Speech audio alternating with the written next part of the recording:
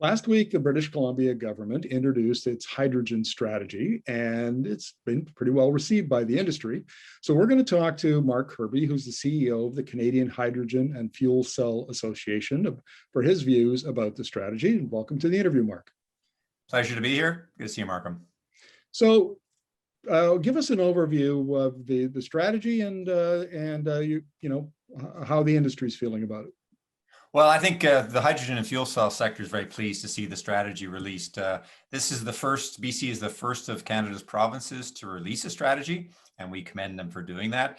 BC has been involved and engaged in the hydrogen sector for many, many years. I mean, we have a massive, a large center of fuel cell expertise here. We've been working on this for quite a number of years. So the BC government, they understand this sector. They've thought through this program carefully, and I think they've come out with a pretty clever and balanced program. Whenever you talk about a policy or a strategy, you've got the policy that is needed to support the actions, and you got the incentives that are needed to drive things through, and then any actions that are taken to remove roadblocks. And so they've been thinking about all three of those things, and they've been thinking about it in terms of production, in terms of applications in the transport sector and in other sectors, and they've been even looking at it from the terms of export potential. So they've spent some time thinking about it, and I think have come up with a pretty balanced strategy, which we will hope we see some good support to it from industry and some investment in projects going forward. What kind of, can you give us an example of one or two projects or areas where you expect to see some activity in the near future?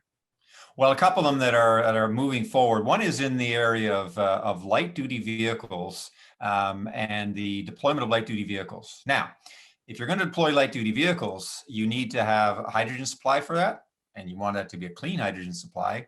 You need to have fueling stations, so you need to have those built, and you need to have the vehicles coming into the marketplace.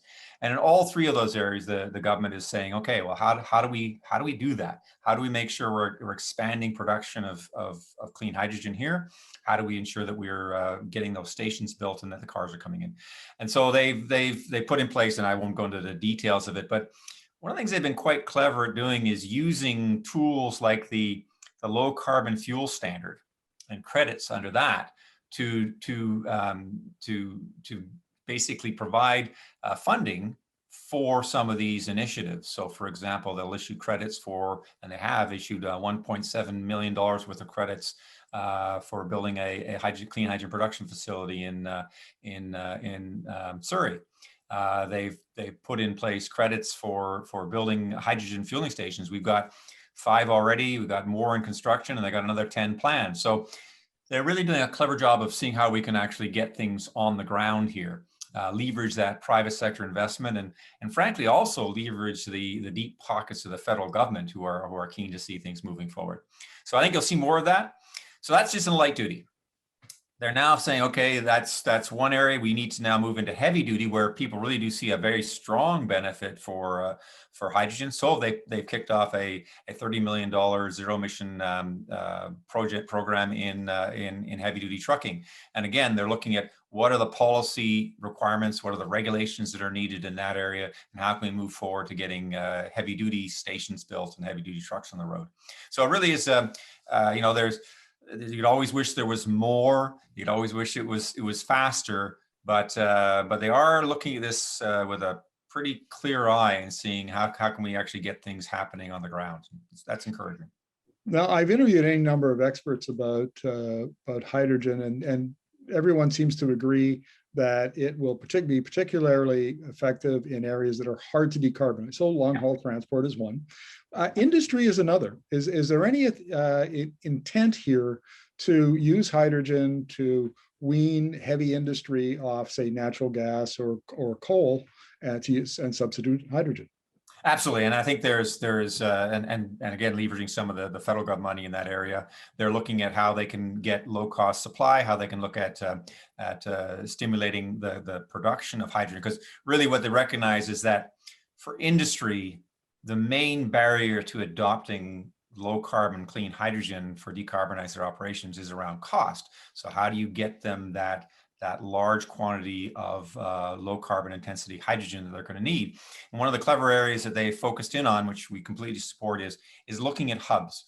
How do we get what we're calling hydrogen hubs, where you cluster together applications around a common production source, maybe a byproduct source of hydrogen, or an area where you can get very low cost power and you can produce at scale. So that's a smart way of saying, how do we get the economics to work by building that scale, taking advantage of opportunities in BC to produce that hydrogen and make that available to industry, and also, by the way, to transportation applications going forward. There's one source of hydrogen, and you kind of alluded to it, which is waste hydrogen. I think it's called gray hydrogen, if I understand correctly.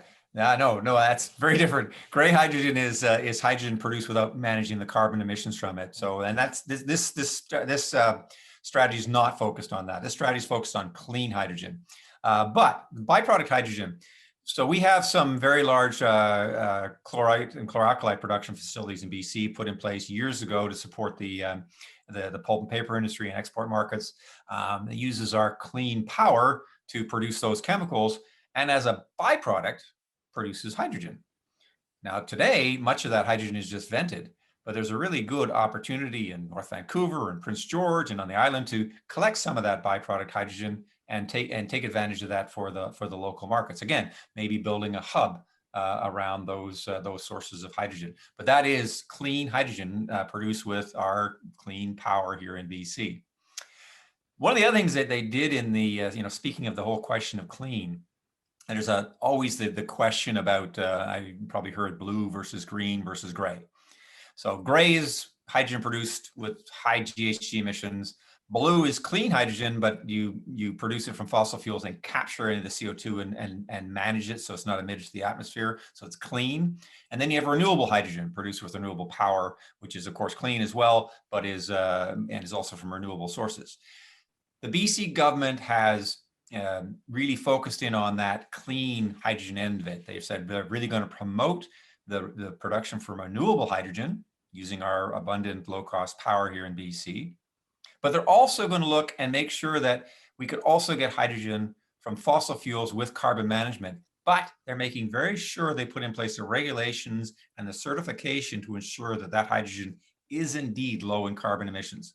So they're not just saying, we're going to accept any hydrogen. They're saying we are going to make sure that if we do take hydrogen, that it comes from a source where the CO2 emissions are low. I think that's a very smart way, because you can get low cost hydrogen from fossil fuels with carbon management. You can get the renewable hydrogen from our fossil fuel power. And that too will make sure that those two together will make sure that BC has the hydrogen it really needs to decarbonize. Mark, thank you very much for this. Always appreciate your insights. It's been my pleasure. Thanks very much, Markham.